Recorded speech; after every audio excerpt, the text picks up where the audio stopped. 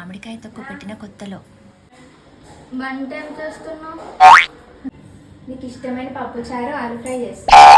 అబ్బా నాకు అవేం వద్దు, నేను మామిడికాయ తొక్కుతో తింటాను.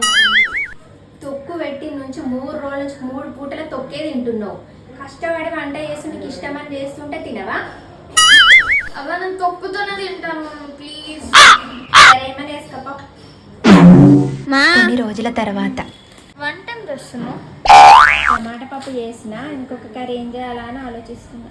అబ్బా వేరే కూర ఎందుకు, తొక్కుతో పెట్టుకొని తింటే మస్తు ఉంటుంది. సరే నీ ఇష్టం. కొన్ని నెలల తర్వాత. ఈరోజు తినడానికి ఏం చేసావు?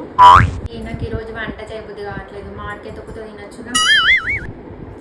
బా నేను తినను, మా కాలం నేనే చేసుకుంటా. చేసుకుంటే చేసుకోపో. మార్కెట్ తొక్కు పెట్టిన కొత్తలనేమో ఎన్ని కర్రీ చేసినా తొక్కే కావాలన్నా. కొన్ని రోజుల తర్వాతనేమో పప్పు అంచుకి పెరగడం మంచిగా పెట్టుకున్నాం. ఇప్పుడేమో తొక్కే వద్దంట. చేసుకోపో.